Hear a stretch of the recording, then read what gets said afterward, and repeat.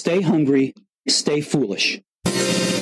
Before I launch into today's intro, I just want to thank our sponsor, Zai. Zai is boldly transforming the future of financial services with a suite of embedded financial services and products to empower businesses to manage multiple payment workflows and move funds with ease. You can check out Zai at hellozai.com. Don't forget, I have a copy of today's book up for grabs. Just sign up for the innovationshow.io newsletter and you will be in the hat to win a copy of today's book. When we work hard, sometimes we put our mental health on the back burner. Stress, a lack of sleep, and other factors can quickly lead to burnout. How can we balance our goals with our peaceful lifestyle? Replace stress, burnout, and surviving with resilience, energy optimization, and thriving. Our guest today offers us a way to do this in a world of rapid change. It is a great pleasure to welcome the author of Finding Inner Safety, the Key to Healing, Thriving, and Overcoming Burnout, Dr. Nerina Ramlakhan. Welcome to the show. Thank you so much, Aidan. It's such a pleasure to be here today. It's an absolute honor to have you on the show. And I know this isn't your first book as well, and it's a departure from your usual style of book, but we'll get into all that. But I wanted to start first with a little quote that would tee you up, and please feel free, Nerina, to bring it whichever way you like, because most of us get stuck in unhelpful patterns in our lives and we don't know a way out. And in this book, you offer us both the tools and a proven methodology to get out, but also you bring us on a journey of why we got there in the first place and then help us get out of those ruts that many people are stuck in. You say in the book, over the years, people have come to you because they can't sleep. They are exhausted and have no energy. They feel anxious, restless, or they are just plain unhappy. Sometimes they've been signed off work, they've had a breakdown or burnt out. You meet so many people like this when you worked in a psychiatric clinic for over 10 years. But in this book, you offer a solution for that, how to understand why we've got here in the first place, and ultimately to offer us a way out. I thought that would be a way to tee you up, maybe to give context to this book and the departure you've taken in this book over your previous ones. Absolutely, Aidan. And, this book is the one that I wanted to write right at the beginning, but the world wasn't ready for it. And by this sort of magical journey, series of synchronicities or whatever you want to call it, I ended up being called a sleep expert. Okay, I studied sleep for my doctorate. I had sleep problems from a baby up through to my 30s. So sleep was like my golden ticket. But I always knew that it wasn't really about sleep, and that the things people were presenting with, when I worked with them, whether in the psychiatric clinic or in a large auditorium, it wasn't really about sleep. It was about the choices that they were making, which then had an impact on their sleep or their energy or their resilience. So I always wanted to get to the core of it. But sleep was the safe ticket, if you like, because, if you ask an investment banker from Goldman Sachs or Merrill Lynch, tell me how you're feeling, why are you making this? They're not going to want to talk to you. But if you ask somebody, how are you sleeping? The door is open. We can all talk about that. So I ended up being given these opportunities to help people through the avenue of sleep and stress as well. We could talk about stress. And something magical started to happen when I could get people to sleep well, which is that this sleep has this amazing organizing potential, the process of sleep. And when we start to sleep well and in line with our natural rhythms and physiology, something starts to happen. And often I would see someone who is in a real mess, a train wreck of a life, and they're keeping going until they stop keeping going, fall off the edge. And then I get working with them. I get them to sleep well. Second session, they come back to me and they go, do you know what? I think I need to change things. I can't work like this anymore. I can't run my relationship like this. I need to change these patterns. But when they came to me the first time, we couldn't really get into those patterns because they didn't have the resource or the resilience, or they just couldn't take that on board. Yeah, and I love what you talk about in the book, because we've heard about the great resignation, but we've talked about this on the show before, Nerina, that it's a great awakening as well. And you say so many people are finding the courage to shift and to change. And you say here that they find their voice, they speak up, they refuse to do life the way that it was not helpful anymore. They leave the relationship or challenge the status quo. They leave the job that is unhappy for them, that's draining their energy. They move house or state or country. They ask for help. And ultimately, this is what you call finding safety. The way you see it, you say there are 4 options. And I'd love you to take us through these, Nerina. 1 is when we're consciously safe. 2 is unconsciously safe. 3 is consciously unsafe.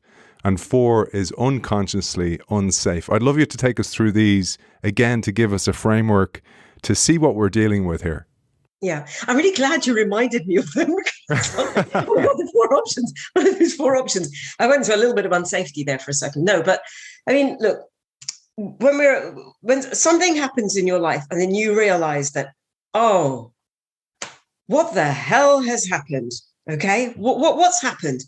And look, let me just share that I've been there as well. So I'm not sitting here as this guru person who's just got it right. I mean, I'm a constant work in progress, to be honest, constantly having to uncover these patterns. So when my life kind of really derailed, if you like, and I'll call it my biggest awakening in 1995. And I find myself in the psychiatric clinic where, ironically, I end up being headhunted to work years later. I remember sitting there and saying to my husband at the time, I don't know what's happened to me. Can you bring in all of my textbooks? Bring in Leninger, the biochemistry textbook. Bring in Candle and Schwartz, the neuroscience. I want to know what's going on. I was unconsciously unsafe. I didn't realize how bad things were. I didn't realize why I had a psychosis because I did not realize what was going on. All I knew is I was making really bad choices. I felt really bad. I didn't even know I was feeling bad. I was just feeling what I was feeling. I thought a lot of the time I was feeling excited. I wasn't. I was afraid a lot of the time. So that's where we get caught in living our lives. And the irony is I was doing really well. And I see a lot of people like this who on one level are doing really well and they're achieving. And, you know, they're at the top of their game in the organization. They could be the CEO of the organization, you know. And I worked yesterday with a financial institution where the head of the organization was struggling. And he admitted it in front of everyone. It was beautiful. But on one hand, he's just doing amazing stuff. On the other hand, he's kind of crumbling. So there was a moment of realization I noticed with him when I stood there on that stage and I said, do you realize ... And he goes, something landed. So that was, he went from unconsciously unconsciously unsafe to suddenly consciously unsafe. Consciously unsafe is, oh, geez, right, okay. I need to do something about this. Now, when I went through that in 1995, it took me 4 years of dipping in and out, dancing back and forth between unconscious and conscious, unsafe. Like, oh God, something's not right. I don't know how to make it different. I'm going to stay where I am. I'm going to keep doing what I'm doing and hope that medication makes it better. It doesn't. Oh, crap, I need to do something different. And then something happened and I changed up everything. And I went away. I went to Brisbane. I changed my life. I walked out of an amazing job and I started allowing myself to feel what I needed to feel. And something started to land in me. I felt pretty awful for a while because my situation was pretty extreme. And I do work with people, obviously at the psychiatric clinic, who are extreme, but not everyone goes to that extreme. But I felt, and then something landed in me and I went, hang on, what's going on right now? I'm actually feeling pretty good. I'm feeling good. That doesn't mean everything in my life is perfect. There's chaos, not just in my personal life, but in the world at large, in the collective. But I actually feel okay. I can deal with this. I'm coming from a place of resource and resilience. And inside, I feel okay. And I'm not waking up in the morning with that quickening of, oh my God, you know, so many people have, and so many people have at the moment. So I had moved into consciously safe. And then we go through iterations. It's like a spiral and a crazy chaotic process where life keeps bringing us, okay, you're there. Now deal with this. Okay, you've got the toolbox. Now deal with this. Then my sister dies, you know, 3 years traumatically, suddenly. Okay, now deal with this. Oh, really? Because I thought after that first awakening, consciously safe, I thought, now I'm enlightened. Now this is it. I've made it. Let's just get out there and show the world what I do. And actually, it was when I kind of woke up or hit that point of feeling safe and knowing I was safe that I started being given magical opportunities to help hundreds of thousands of people. I even ended up, doing a bit of TV, radio, ended up working at the psych clinic for 10 years. But my journey has always been ongoing. And then even in the pandemic, I go into the pandemic thinking, wow, this is gonna shake things up big time. This is going to be tough for a lot of people. But I think I'm going to be okay because I've got lots of tools. And then my big thing happened. It was my daughter getting really ill and a huge upheaval, which is now starting to come good, actually as of the last couple of days. Congratulations. Thank you. The teenager is speaking to me again. Awesome. But isn't it funny? Like one of the things that attracted me to the book and your work is I love a quote, and I mentioned it on a recent show with Dan Millman, that C.S. Lewis said that the life sometimes prepares ordinary people for extraordinary events, and what seems like hardships are actually preparing you for a future way and a life of service like you've done. So you've had to experience those depths in order to be able to articulate them. And as you said, you went into the chaos and you came back with some order that people understand, and you've helped people and guided them, etc. And as I mentioned, it's the innovation show. One of the things that we talk about on the show is the constant upheavals that we're going to experience in life. We've seen that. We were talking about this during the pandemic, saying that this is just going to be one of the many disturbances and disruptions that we're going to experience in life. And my mental model that I use, Nerina, is it's like a snow globe, that the snow globe gets shaken up every so often, but it will settle again.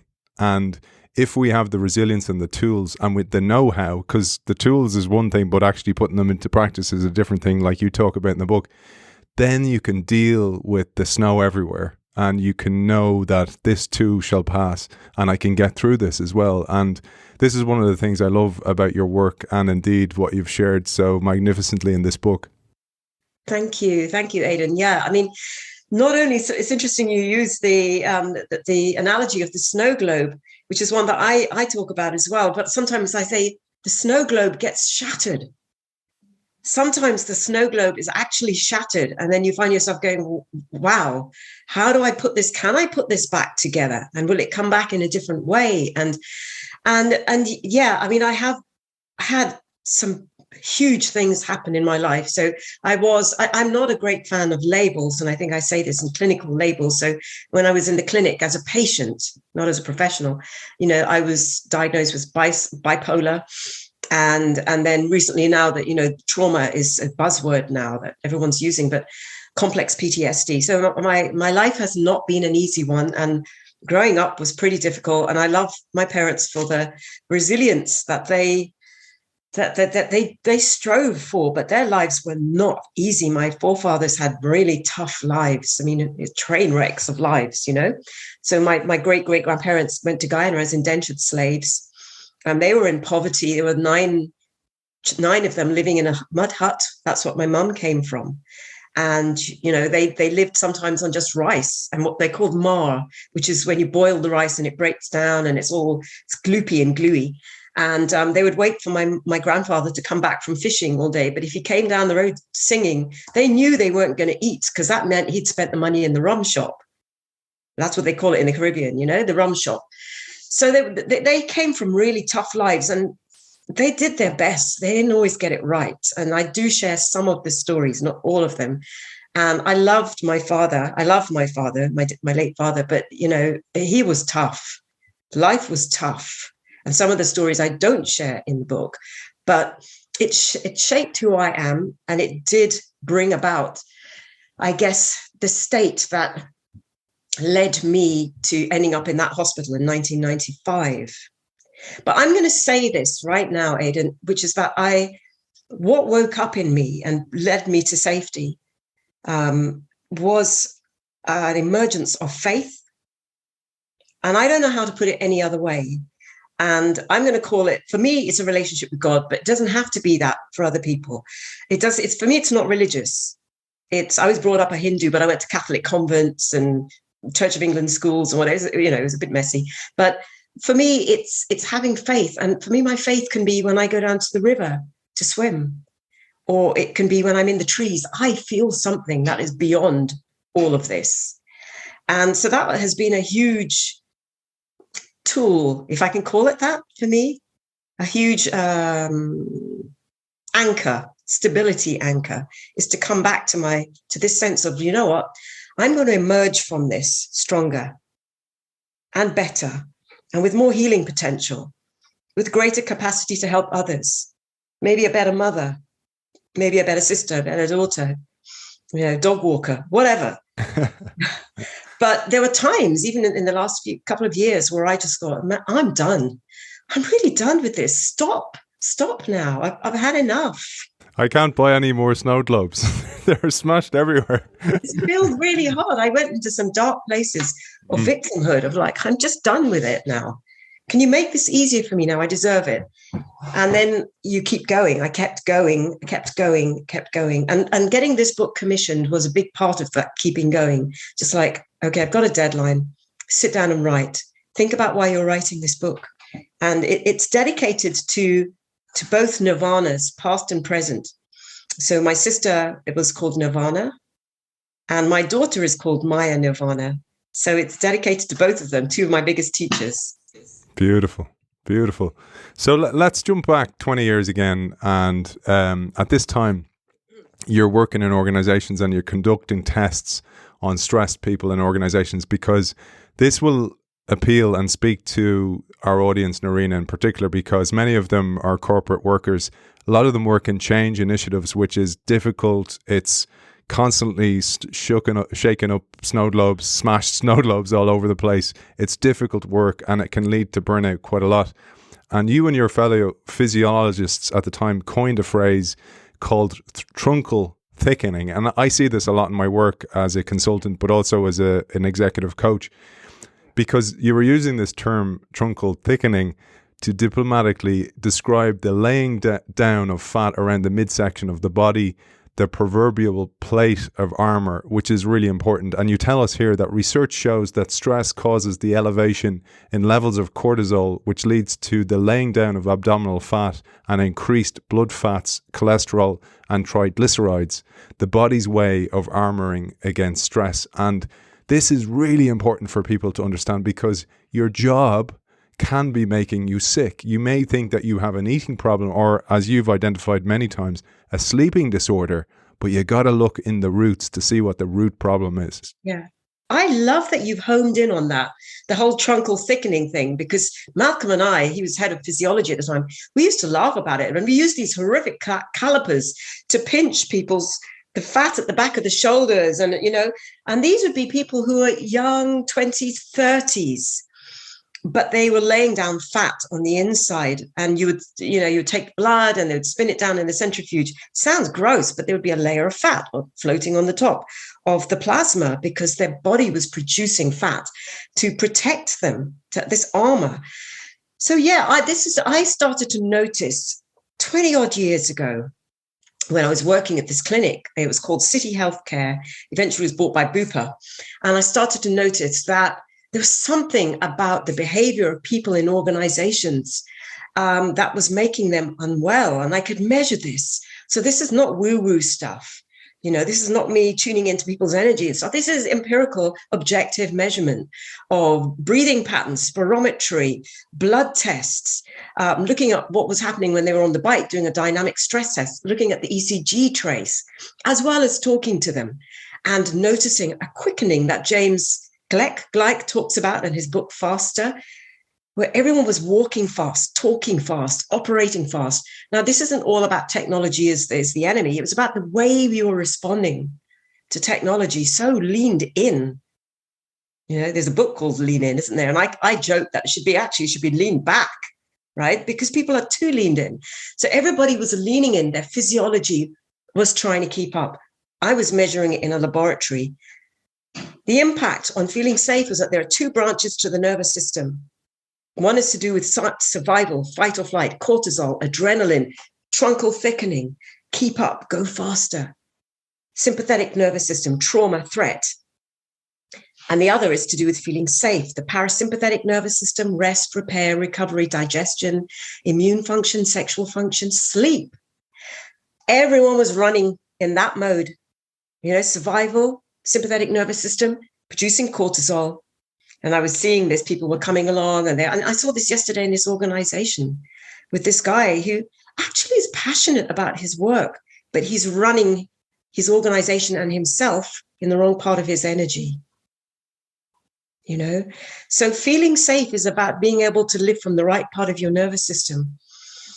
So it doesn't mean you're not working hard, but you're living, you're truly living. You're allowing yourself to thrive, and you're not walking around with this coating around the middle because you think that you're going to get punched in the stomach.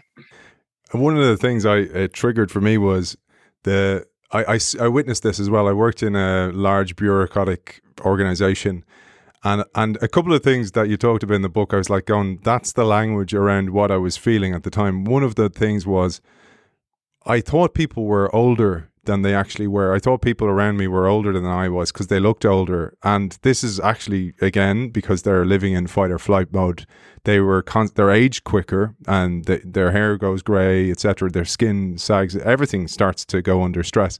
But the other thing that was really important was neuroception, because I remember walking in first, and this was at the interview stage, and I remember thinking, there's something odd about here. Maybe the ceiling is too high. The building is weird. I think it would benefit if the roof was dropped down a little bit and the energy was tighter in the room. Maybe it's that. Maybe it's just the environment. But it was actually the fear in the environment. People lived in this stress or worked in this constant environment of stress where they didn't feel safe. It was cover your ass behaviors, sending emails just to crystallize what we spoke about, those type of emails that happen in bureaucratic organizations.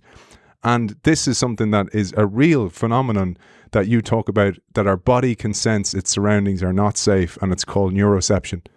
Absolutely. And a lot of this is coming out of the work of people like Stephen Porges and Peter Levine's work, who've done a lot of work around somatic medicine, somatic science, embodiment work, and trauma, the science of trauma. But I didn't realize all those years ago, decades ago, that I was also picking up what you were picking up. And I would walk into these glass chrome, expensive buildings in the square mile in the city, and I would feel nauseous. I would feel sick. And because of my upbringing, I'm a highly sensitive person, as you are as well.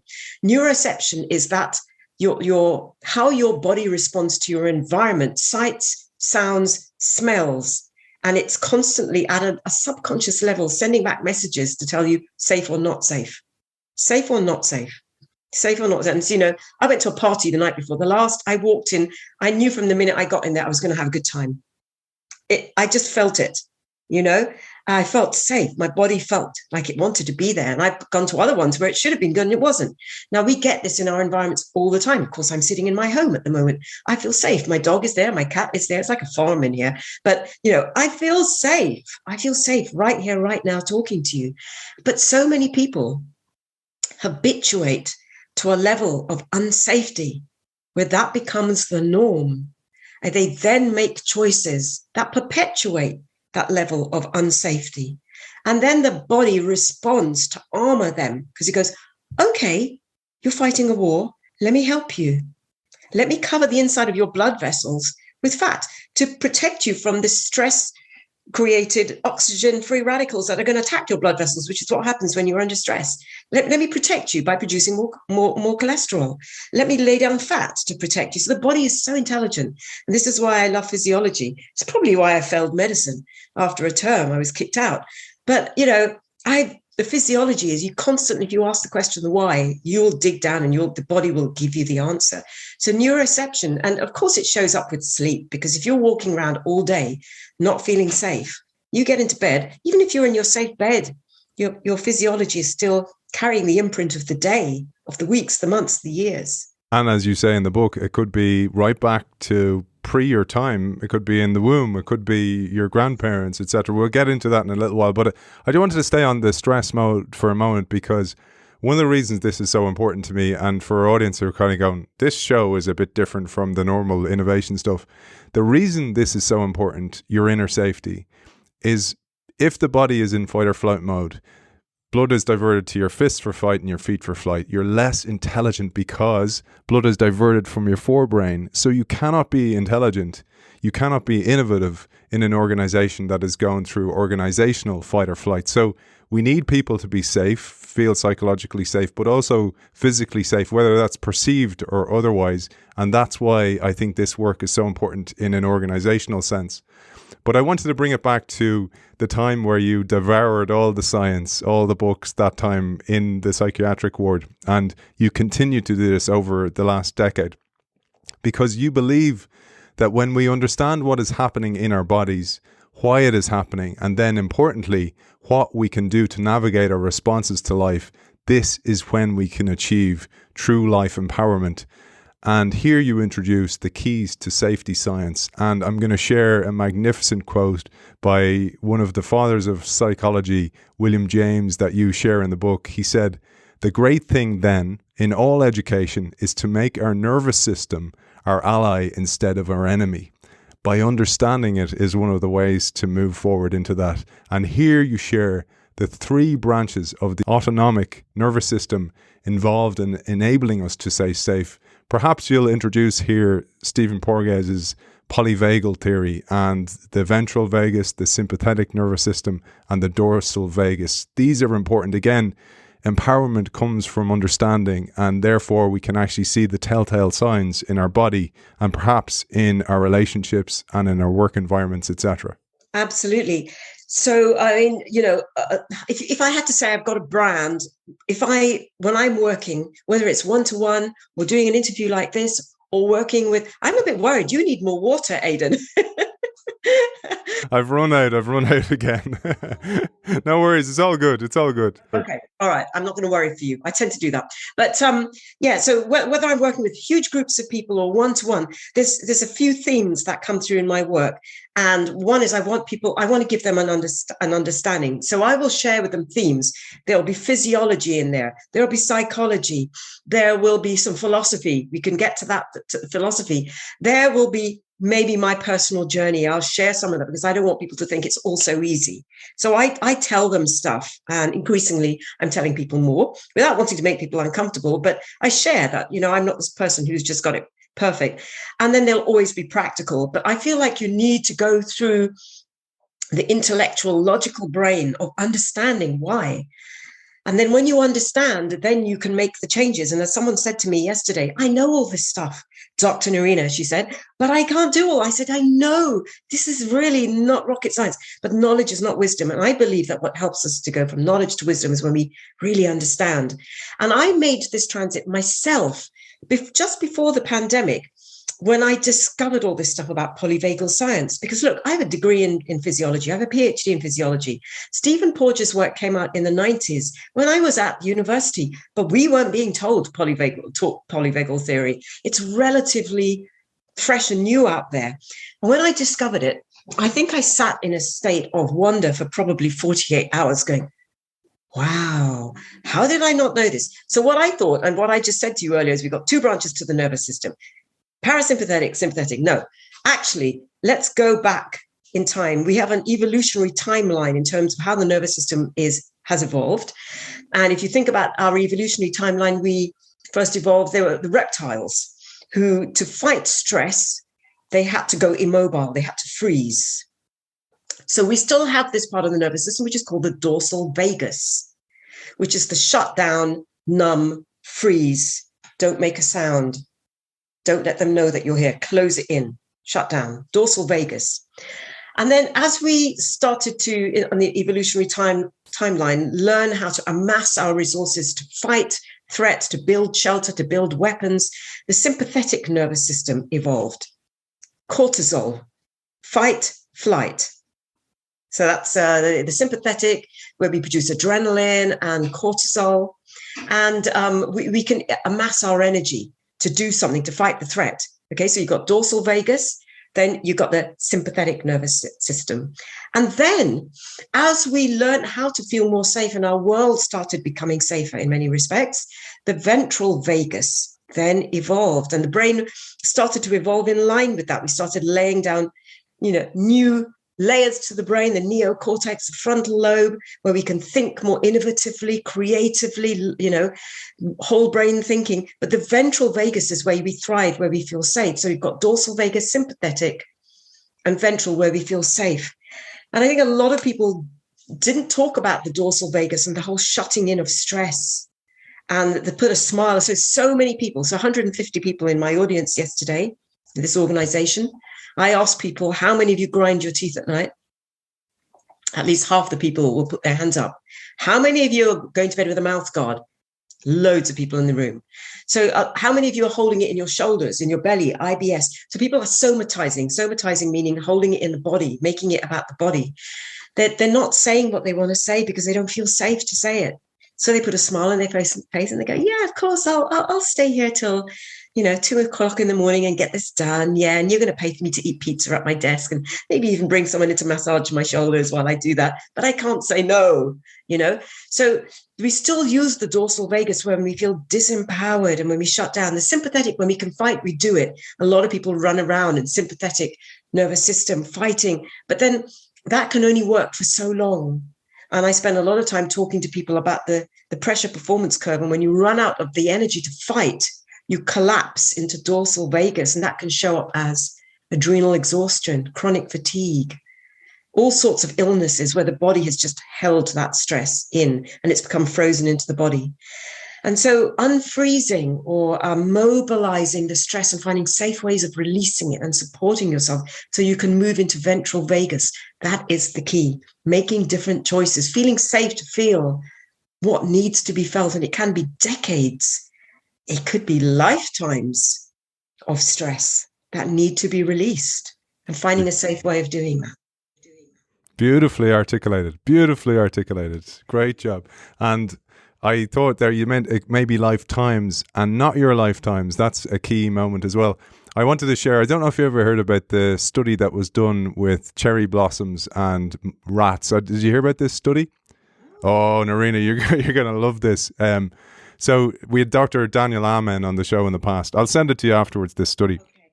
I've written about it several times because it tees us up nicely for what you talk about in the book.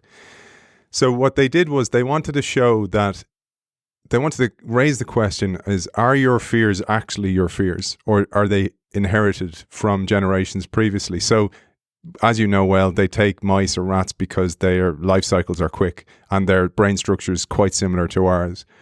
And they released the smell of cherry blossom into the cages, and they gave the mice or the rats a mild shock and to associate the smell with the shock and hence create fear.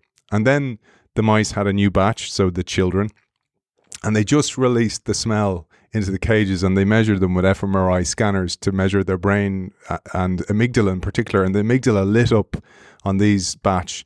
And then they did it on the grandchildren and the same thing happened. And it proves that the fears may not be your fears. And we had the great Robert Sapolsky on the show before, and he told us, if you came from a region in the world, for example, that had experienced disease in the past, and perhaps you've had family members wiped out, etc., you're going to be more xenophobic as a result of that because you fear outsiders, you're anti-outsider.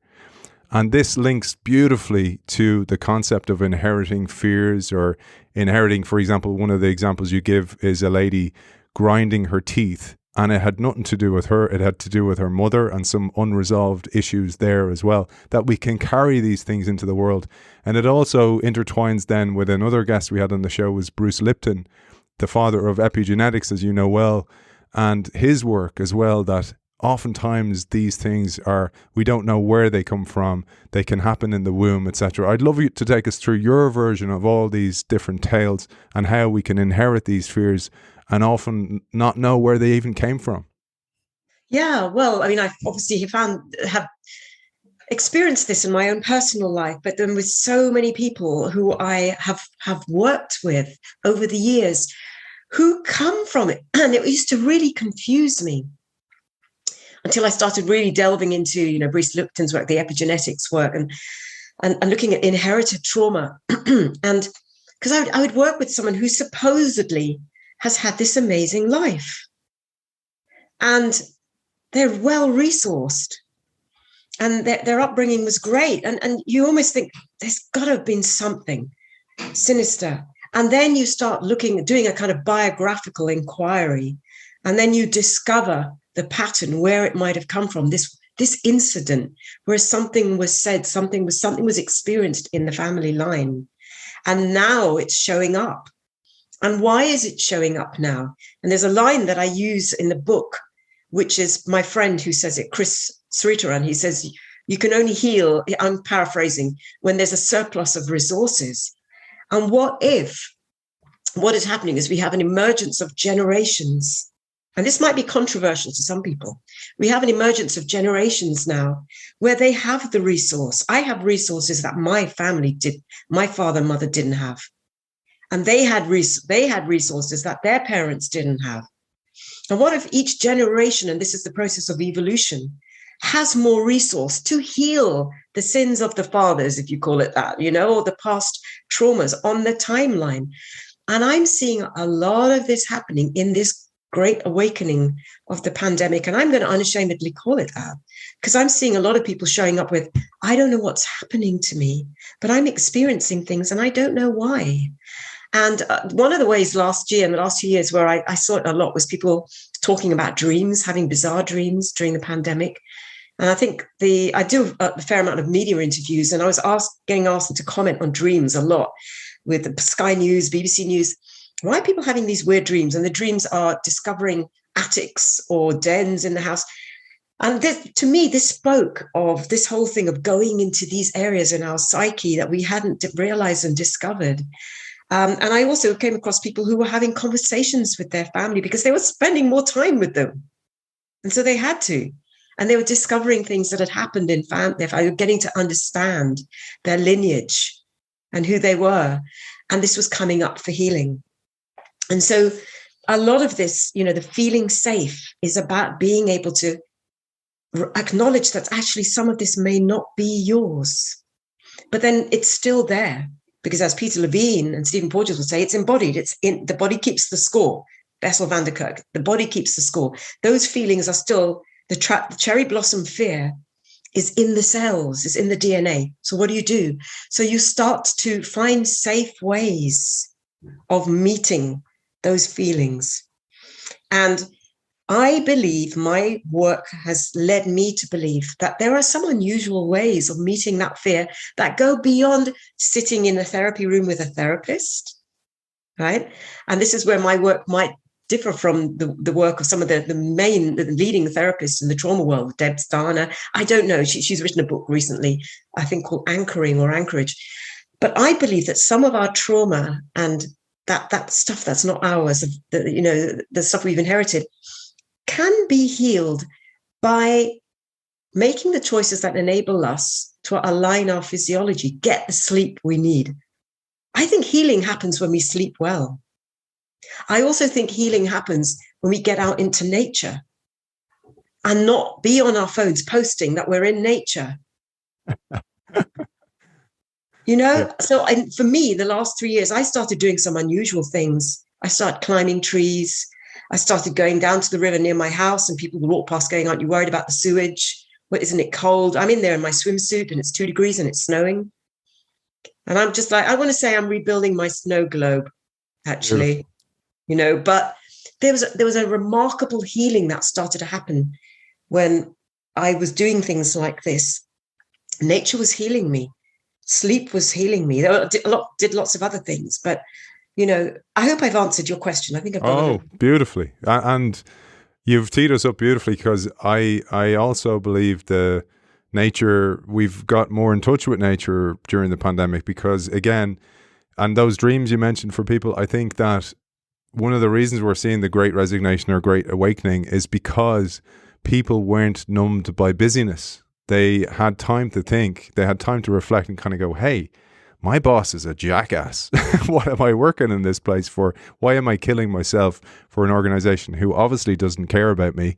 Or it might be stuff like you mentioned, and I've had this experience where I talked to my parents about things that emerged for me, and it was almost like healing the family tree. And I specifically picked that word, family tree, because this is a huge part of your work. People who know me and know my writing will know I love metaphors, and you go beyond the metaphor here because trees for you have a magnificent significance. And I'd love you to take us through this, ultimately culminating with the amazing story of the tree in Kew Gardens, which I just absolutely love. Yeah. So, we would joke probably pre-pandemic about tree huggers and, people walking barefoot in soil and stuff like that. And I've always done that kind of stuff. Well, it's certainly since my awakening myself. But even as a child, that was one of the saving graces for me. I spent 7 years in Guyana between the age of 7 and 14. We had mango trees, guava trees, all these sorts of things. I would climb them and I'd get told off by my mother, girls don't climb trees. But I had this affinity with nature and trees. And then I forgot all of that when I came back here, and years of being more academic and in my head. But then I always liked, I enjoyed being in nature. But something happened during the pandemic, and I was spending more time on my own. And of course, like many other people, I got a pandemic pup. I rescued a puppy from Cyprus. So my dog would take me on these journeys. And I've lived where I live in Surrey for years, but I would suddenly discover trails, and we would go off into places that she wanted to go off into, because she arrived to me in a state of trauma. She was living on the streets, and they said, don't take her off the lead. And I said, thinking about this, I think she wants to be off the lead. They said, she'll never come back. I said, no, she knows where she's getting her next bone from. So I let her off the lead. She shot off. I followed. She starts taking me to these amazing trees. And I find that the tree hugging that I've always had innate affinity with trees really switches on. But not only that, but I emerge from these adventures into the trails and things feeling better, feeling settled, because my journey during the pandemic was healing a lot of abandonment. And, because of various things, my mother had to leave when I was young for her own safety and survival. And my sister dying, then marriages ending, and then my daughter leaving during the pandemic. There was lots, and it all came up for healing the family tree. But I'd go out there and something would happen, and I would stop abandoning myself. I would reclaim something of myself going out into nature. And I thought, okay, let me look at what's happening here and study the effects of being out in nature on your physiology, the lowering of blood pressure, the lowering of cortisol levels when you spend time in nature and you walk on bare soil, and looked at the book Earthing and things like that. And I thought, yeah, okay. And then my friend came over one day, and she was chatting, and then all of a sudden she starts talking about Kew Gardens and this amazing tree and this story. And I said, wait, stop, rewind. Tell me the story again. So she tells me the story of the Turner Oak, and the tears start flowing. She thinks I'm insane. And what's going on for you? So I try to hurry her out of the house because I just want to look at the Turner Oak story. I want to do a bit of investigating. So she told me the story of the tree, one of the oldest trees in Kew Gardens, that was uprooted during the storms in the 1980s. And I remember the storms well. I slept through it. I was having a good night's sleep that night. And I slept through it, but I remember waking up the next day, and there were all these trees that had fallen and everything. And the Turner Oak was uprooted. And, they were heartbroken at Kew Gardens, the arborists, because it was the oldest tree. It was the biggest tree.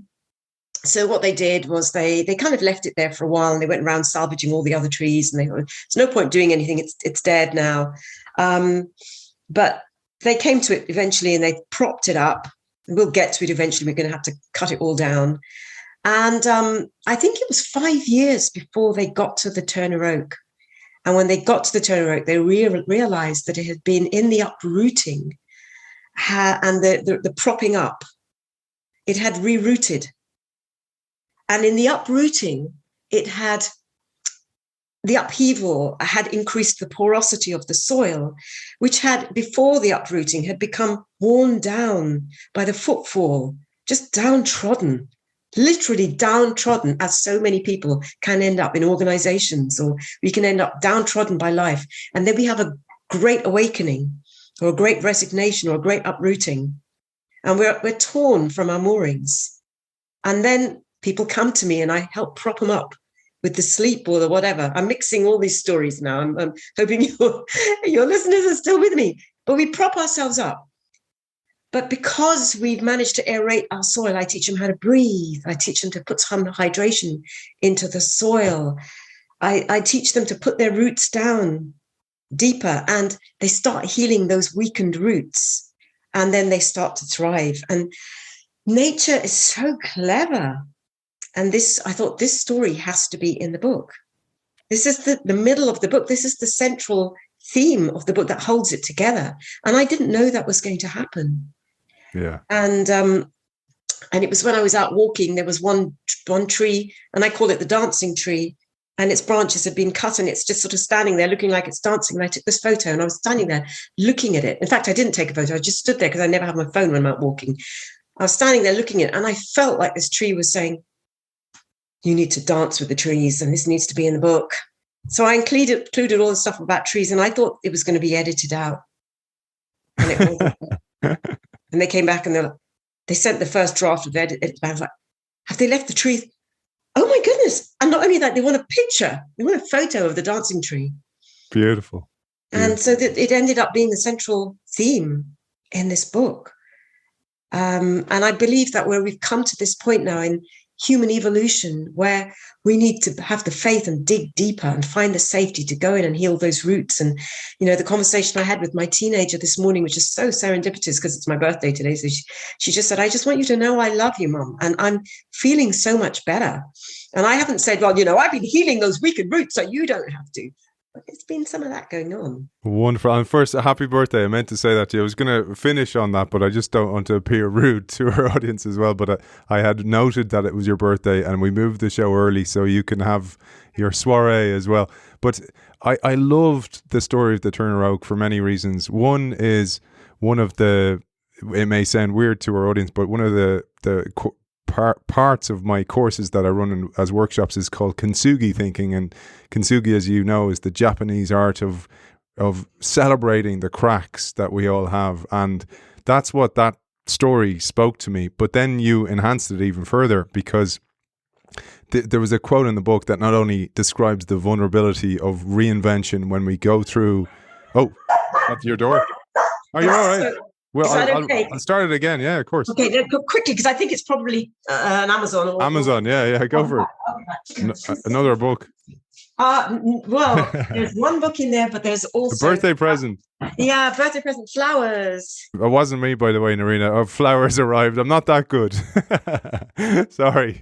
But I was saying that I loved the story of the Turner Oak because it suggests what appears to be a crisis sometimes unlocks us. And we heard this about forest fires, for example, that some trees need forest fires to unlock their seeds, to protect against the apparent crisis. And along comes humanity, and we try to intervene, and we actually ruin the forest as a result. But there was a quote in the book that emphasized the messy middle that you go through when you're reinventing, when you're going through these crises and you're healing from them, etc., because in there can be the unlocking of a new you. And the quote that I love that you share in the book comes from Gail Sheehy. With each passage of human growth, we must shed a protective structure, just like the tree that undergoes the forest fire. We are left exposed and vulnerable, but also yeasty and embryonic again, like a newborn, capable of stretching in ways we had not known before. I absolutely loved that. And I thought this would be a nice way to tee up perhaps just a quick, at a high level, the tools, the 7 to 10 day program that you propose from your earlier books as well, because you've highlighted this in the past, you've talked about this in your media appearances, and they are actionable for all of us. This is not rocket science for us to engage with. And some of them are surprising for me. For example, eating within 45 minutes. I do intermittent fasting. I find it useful for me, but I was intrigued by, maybe it's having a knock-on effect later on in my day that I can't identify what that's coming from, etc. But I'd love you to share these. Okay, great. I'm so glad you asked that, because, there are some tools which take people really deep. in the resources section of the book. But there are also some like, what do we do now? What can I do now? And I'd love to give people that. And I also know that it works, and it worked for me all those years ago. So it's tried and tested, my unique methodology.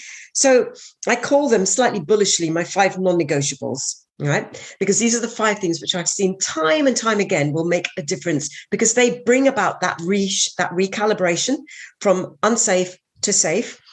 And they give people the energy and the resources to then go and do the deeper work of finding the inner safety, the deepest levels of inner safety. So what do you do? What do you do, your listeners?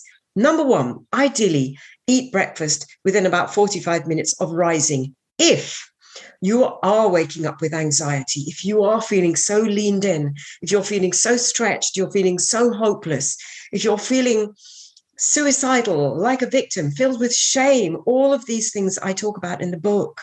If you're feeling horrid, you start by eating breakfast, because it's telling the hunter-gatherer brain you're living in a world that is safe.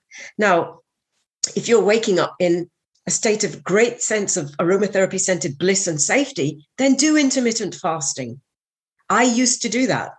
And then a year and a half into the pandemic, when I started feeling really bad, and had some tests done, realized that my adrenals were going, you're doing too much. I was supporting a lot of people, as well as dealing with my personal stuff as well. So I had to start eating in the mornings. So eat within 45 minutes of rising. Ideally, something that has protein, fat, and carbohydrate in there. Don't intermittent fast if you are carrying any stress symptoms and you're not sleeping well. Okay. Do not use caffeine as a substitute for food. Eat first and then have your amazing cup of Darjeeling. This is just hot water, but I had my amazing Darjeeling before I spoke to you, but I had eaten a huge amount before that. No caffeine after 3 o'clock in the afternoon. Number 3, hydrate, alkalize the cells in the body. So one of the things that happens when we are stressed, when we're processing illnesses, when we're recovering from viruses, when the brain's going at 100 miles an hour, is that we feel a lot of dehydration. Like that Turner oak was dehydrated. The soil, the roots were so shallow, they had nothing to drink. And so that can cause the toppling, So get that liquid in, alkalize it, put a pinch of sea salt. I use a mixture of, I have a 1/3 coconut water, half a teaspoon of, a quarter of a teaspoon of natural sea salt, and then hot water. And that's the drink that I have while I'm feeding the animals. And then I eat after that. I then meditate for a short meditation, then I eat. And the 4th one is start getting to bed earlier, and that's something that shifted a lot during the pandemic, as people are going to bed later, they're waking up later because they weren't working to a organizational timetable or commuting. And we're missing out on that vital, intelligent phase of sleep before midnight. That starts to organize your physiology and set you up for amazing sleep throughout the night. So get to bed earlier, 3 or 4 nights a week, around 9:30, 10-ish, be in bed, reading, ideally on a paper book, practicing meditation, journaling, doing a gratitude practice. But this is my 5th one. Can we please cultivate a healthier relationship with these? Please. So we've become so wedded to these things. These things they're amazing. I love my phone, although this one is a bit dodgy. So I lost a brand new iPhone 12 during the pandemic. Why? Because I started taking my phone out with me. What happened? I dropped it in the river. While reading Richard Powers' book, Overstory, about nature, I heard this sound, nature, and then I heard glug, glug, glug. I dropped my phone into the river. There you go. So that was a metaphor. And now this one makes a noise like a duck, because I've dropped it as well. The universe was telling me, cultivate a healthier relationship with technology. That's number 5. Don't have your phone in the bedroom. Get out for walks. Don't take your phone with you. You don't need to post about it. Take time away from your phone. Sit with your family. Don't have your phone. Watch TV. Don't be on your phone. Don't let your phone be the first thing you look at in the morning. The last thing you touch before you turn your bedside light out. And, if there's one thing that people also do, I know that's the 5 non-negotiables, but meet yourself first thing in the morning. Start living life from inside out rather than outside in. Now, some people might think this is controversial, and I don't care, but I think we went into this pandemic perfectly set up to catch viruses, because we were running in the sympathetic nervous system for 2 decades before the pandemic hit. So we'd shut down the immune system in the parasympathetic. And a lot of that was because of the way we were responding to life from outside in. So that was like, okay, you wake up. You don't want to listen to the mad voice in your head. You don't want to listen to the anxiety in the belly. Let me just look at my phone. Who loves me? What's happening in the news? What are the share prices? What's going on out there? What's in my inbox? Outside in. So I recommend put that away, switch it off, have it charging somewhere else in your living space. Get a clock in the room. When you wake up in the morning, meet yourself with 3 breaths. What's going on for me right now? What's going on? And accept that there are days where, even though I have never felt safer than I feel today, I have never felt safer in my entire life than I do now. Yesterday morning, I had an inkling of a little ripple of because I knew I was doing my first in-person gig. I was going, CEO, whole organization, got to travel, got to get on a train, got to be there this time. And the inbox is doing this. And I've got to post it on social media. And the book's coming out tomorrow. And this was going. I'm feeling safe, but my physiology was behaving unsafe. So what did I do? I made choices from that realization. Okay, today I really need to get the breakfast right.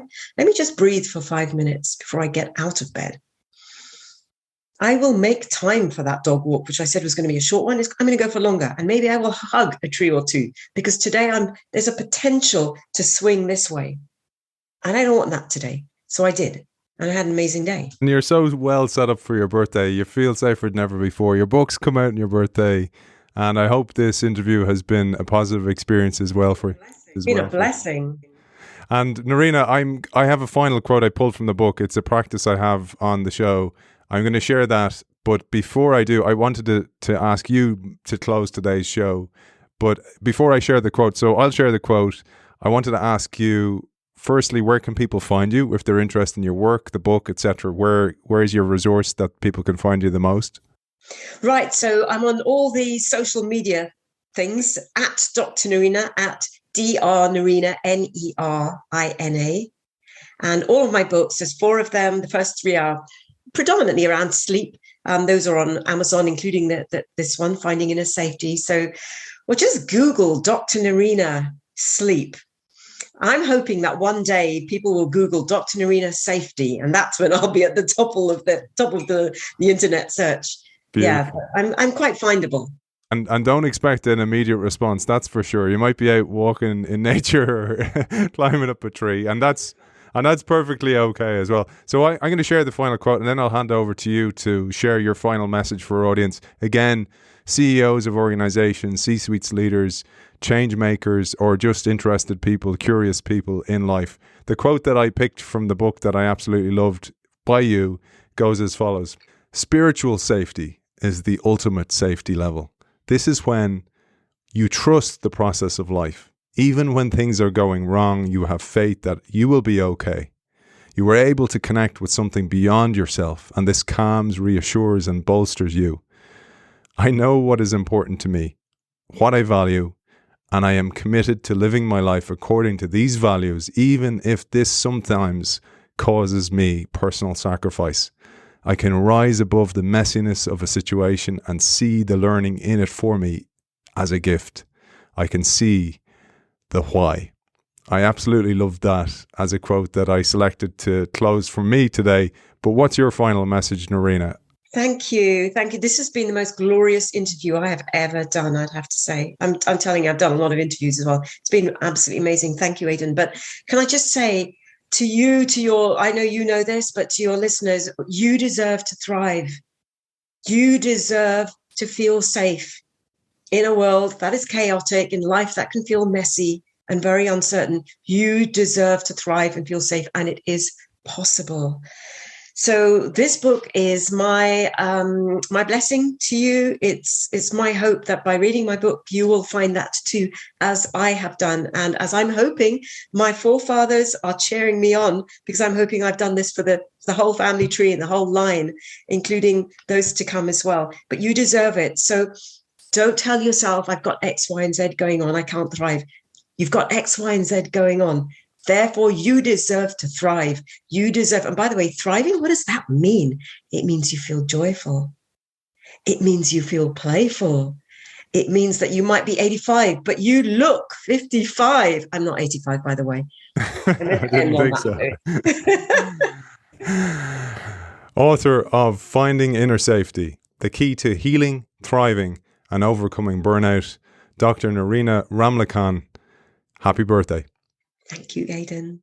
I just want to thank our sponsor, Zai. Zai is boldly transforming the future of financial services with a suite of embedded financial services and products to empower businesses to manage multiple payment workflows and move funds with ease. You can check out Zai at hellozai.com. Don't forget, I have a copy of today's book up for grabs.